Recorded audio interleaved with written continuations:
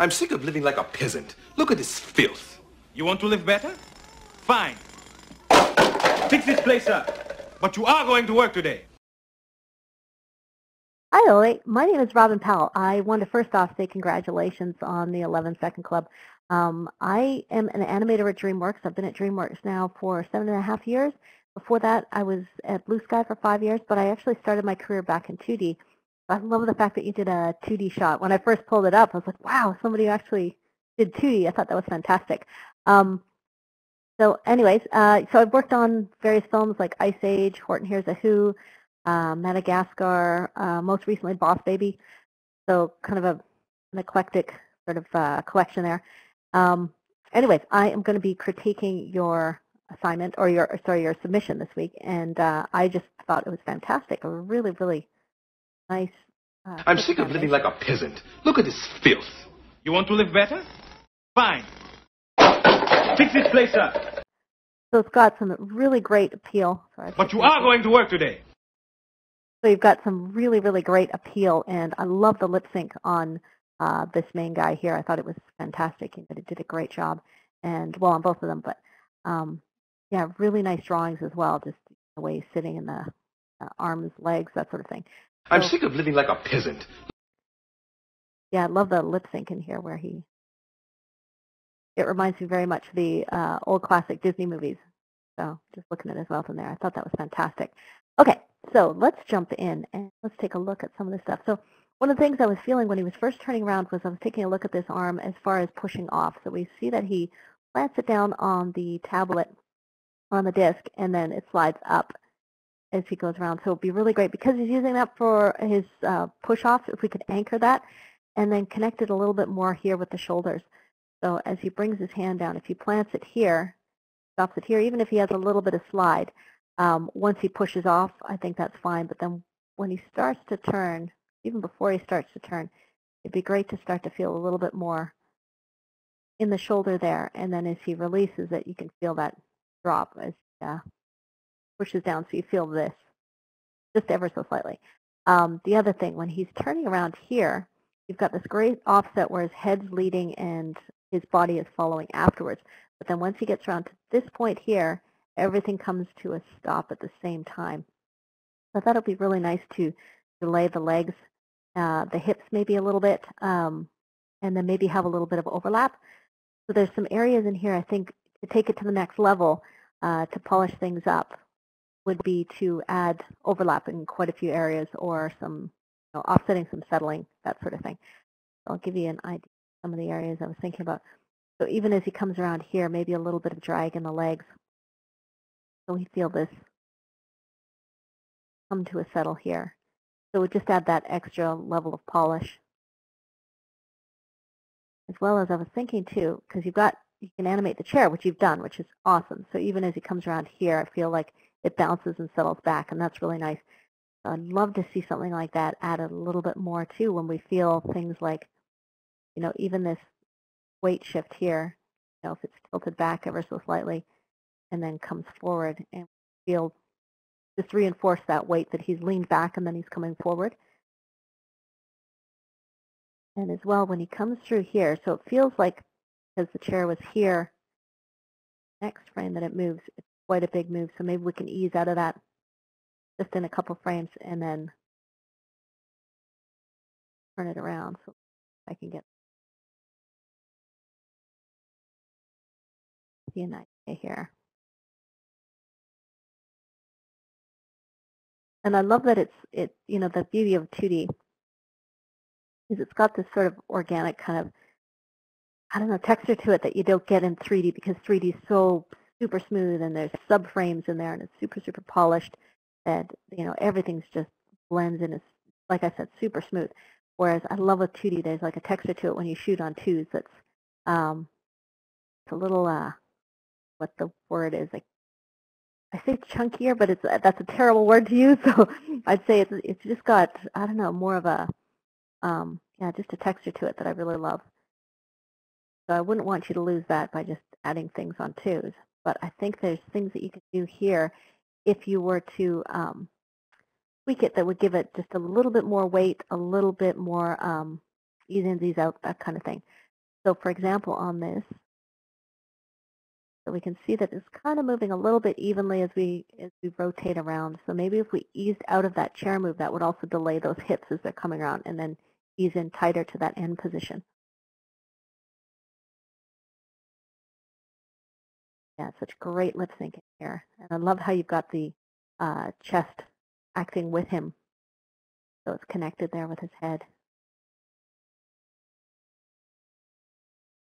So I do feel like right in here, bunk, hits this pose, and then he freezes there for quite a few frames, and then he moves into this, and then he freezes into that as well.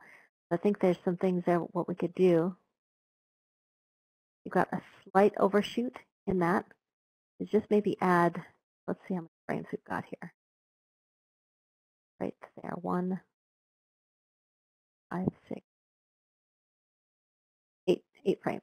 So I think you could add like 2 more drawings in there where you're just keeping it alive a bit. That's the thing with 2D is once we hold a frame to it, really freezes because the lines stop, everything stops. So usually in traditional 2D animation, what they'll do if they have a hold, they'll make it like either a moving hold, so you just have really, really subtle movements in it, but if it's like a traditional hold, they'll draw the same drawing depending on how long the hold is for, just to keep the line alive, because it's impossible to get a duplicate line in there, but it's something that just kind of gives a little bit of boil to the line, so you don't feel it actually hit a hard stop. Then you definitely feel that in 2D. You feel it in 3D as well because you're dealing with pixels, but it's so much easier in 3D because you just set another key and you let, just ease into that, so it's over these subframes that you can still feel a bit of movement. So in 2D, when we hold that drawing, it just locks down and freezes really tight. So it'd be great to have just a little bit of movement in there. And then same here when he comes up. Now, I would keep an eye on things like this right here. If we track this arm as it brings it through, it'll be really great. You have it coming up sort of like as an antic, and then if it were to travel more like this in that position, right now, right through here, feels like he goes kind of straight. Maybe this has felt a little bit more, especially leading up because his fingers pop up there. So maybe it's a matter of bringing his hand a little bit higher on this one.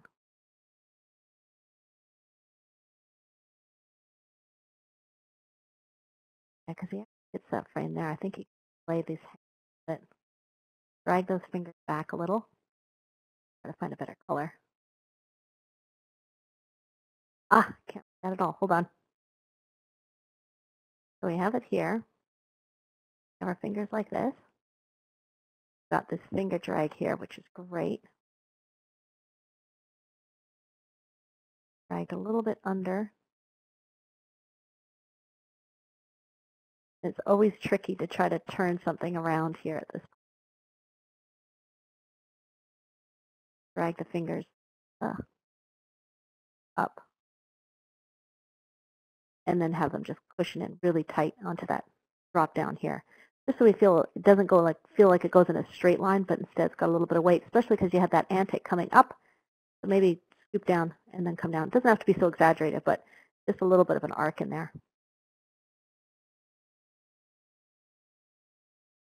I would watch out for his eye line here. It does feel like it's a bit high.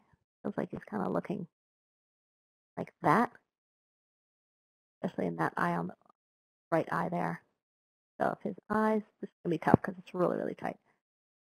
Eyes are pointing a little bit more down just to lock on. So eye directions are really important in shots because you can really lose that believability of that connection between two characters, especially because he is relating to the other characters talking to him. So make sure that connection's strong right.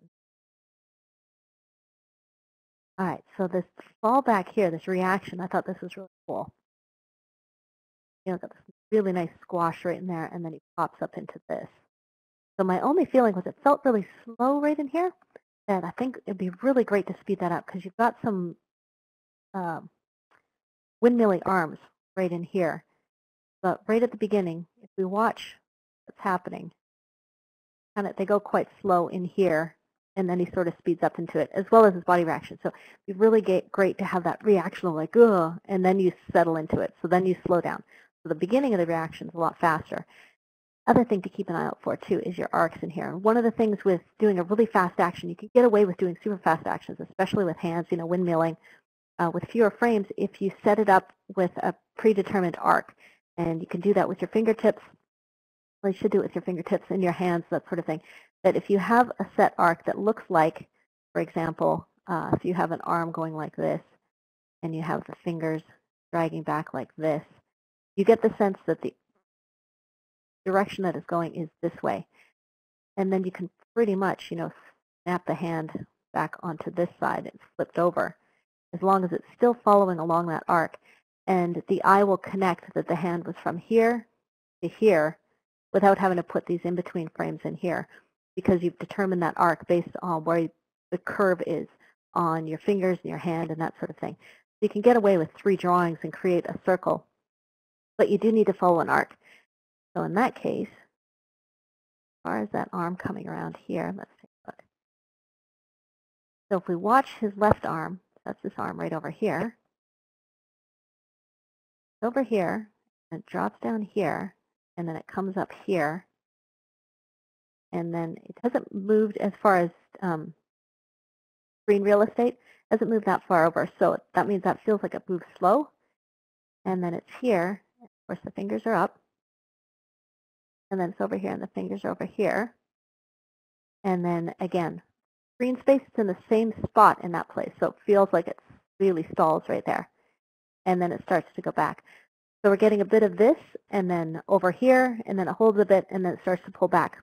So the way to get around something like that, again, follow your arcs, because right now it's on the same plane. So he's pulling back, and he's doing this sort of thing. So you do end up in a position where the frame is here, and although he might have moved it back, in screen space, it's approximately in the same area. So it does feel like it slows down right in there. And it'd be really great to have that super fast, because it is a really quick reaction. So how to do something like that? In this case, okay, so we have our fingers here, and I know it's tricky because you're pulling out and it's in the same spot, so technically he has been pulling out this way, but because he's moving back, it feels like it's close to the same spot. So what you can do is, now bear with me because I'm going to try to plot something out sort of on the fly. Start to bring that elbow up, and in this case,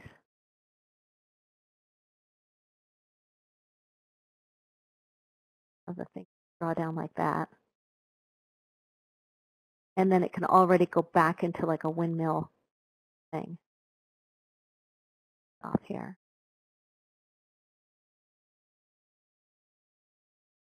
And again, I would be dragging those fingers down, pointing where it came from. And so it's going to be quite a bit different than what you've got, but might be worth a shot.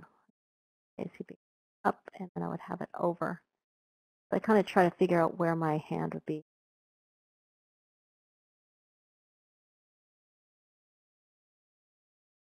I can't have this to this to this, or you're going to feel like it's just flapping. I still want to be able to follow a path. In case I might drag it actually under. Don't look like hands at all, because I'm just sketching something in really, really rough.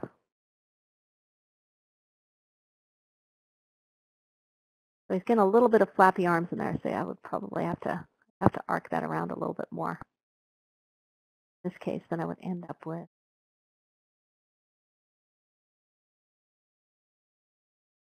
big arm like this.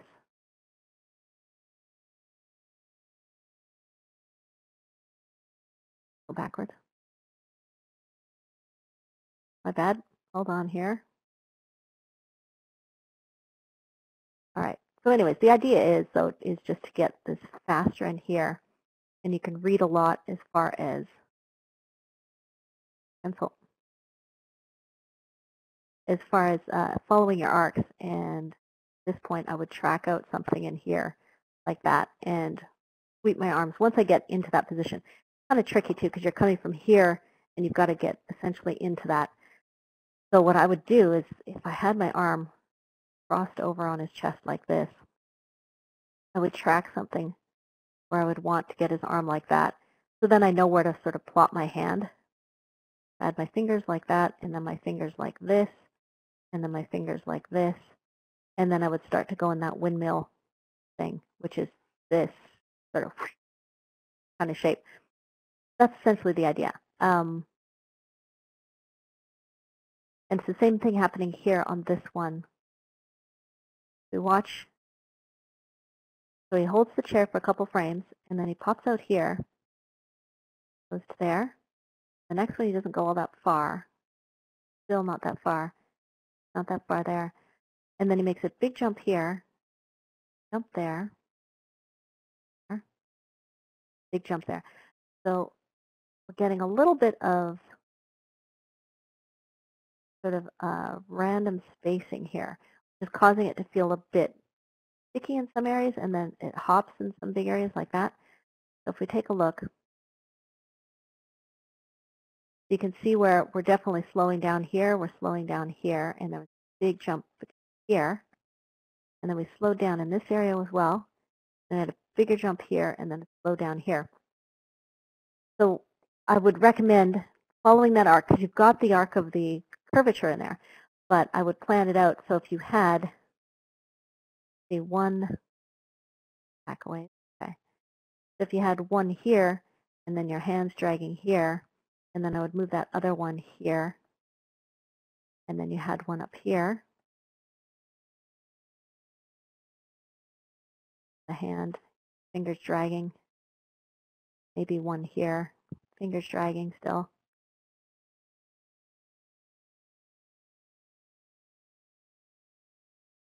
You're probably going to get a couple more windmills in there. If you find that you don't have enough time to make those big windmills too, you can make them smaller. So it's essentially saving yourself. Timing and spacing works together really, really closely. So if you don't have enough time, you can shrink your spacing so you don't have to travel as far. You get the same feeling, but you're not using as many frames. Whereas if you have loads of time, but you still need it to be fast, then of course you increase your spacing. So you can work with those sorts of things. So if you don't have enough frames as far as getting those arms circled around like that, you can just make the circles a little bit smaller, which would feel good too, because you don't want to do the same path. Because if you follow that same thing, you feel the cycle of it. But it's nice to feel it a bit organic. So you're going like around like this, and and it's a little more frantic.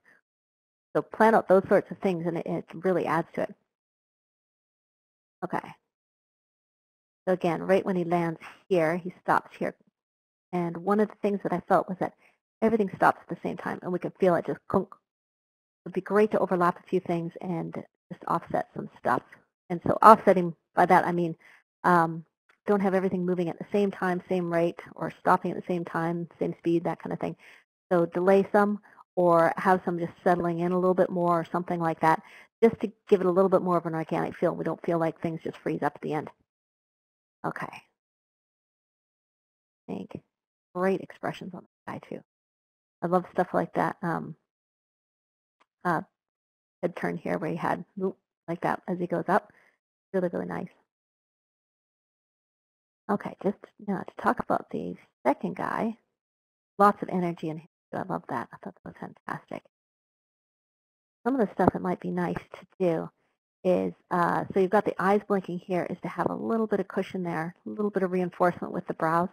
So we feel that, I always hated this term, but brow meat, people always describe it as that, but just to feel that compression a little bit in the eyes to reinforce the eye blink, and then the lids don't feel so isolated. Okay. So there's some things in here too, I think, to take it to the next level, which would be really nice, just to reinforce your arc. So if we were to watch his head, as far as where his head, oops, really? Okay. Okay, see, it doesn't come down all that much up there. Got a squash in his body there. Belt level there. And he drops down.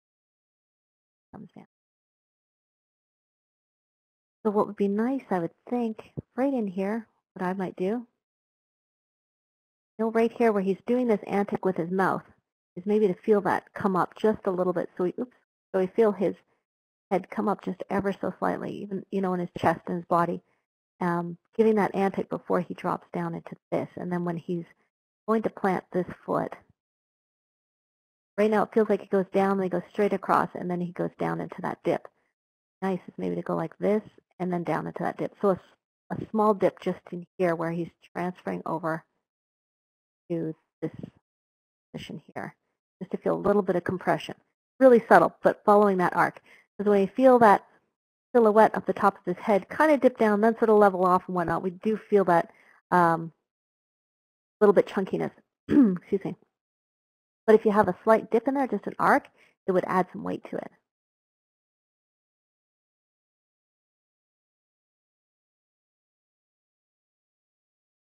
And then same here, thing just in here. So he drops down, but then he starts moving forward. So to take those sorts of things into consideration, so going from this frame here, straight down, and then he eases into that position, and then he goes straight forward. Well, it might be nice because it's in the mid. It's in excuse me, it's in an action. Like he's coming down, kind of compressing, and then he's moving forward, rather than an isolated action. An isolated action meaning like he comes down and like he holds in that position. He's really angry and he's delivering his line, and then he moves on to something else. In this case, he's actually coming down, easing into it as he's moving forward. What I would do is keep an eye on that, even those arcs in there. So this one here, I would have him just back ever so slightly as far as his head space there, and then ease into that position. So on this frame here, his head's here. Currently, it goes here and then eases into the next position, and then it goes forward.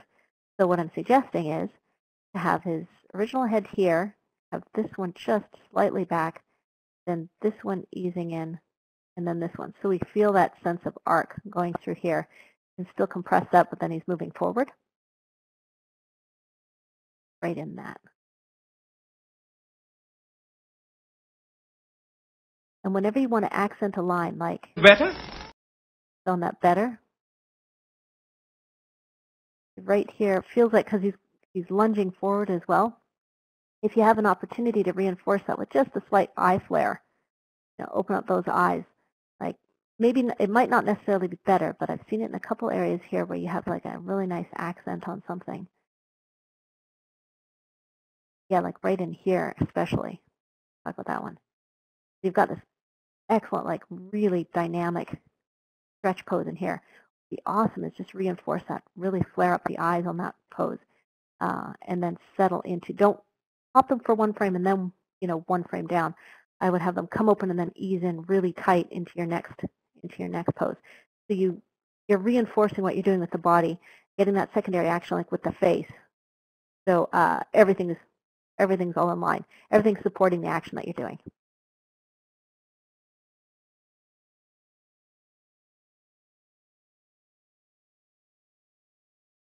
So this hand here too, something I was thinking when I saw this hand, because great, nice, clear action when you've got it coming up like this. And my only thing is because this pose right here, and then it's this pose here.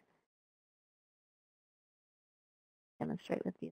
Okay, so we've got this great arc of the hand coming up, but then you've got two poses where the hand's sort of in the same spot, and then it just travels back. So what I was thinking was, if you could get it to a key pose and just ease into it right around here, and then he can snap down because he's changed the direction. So you essentially go up, you're easing in, so it feels like more of a pause up there before he slaps down, because it gives you a chance to read that before he drops down, as opposed to moving and then slapping down on the doorknob right away.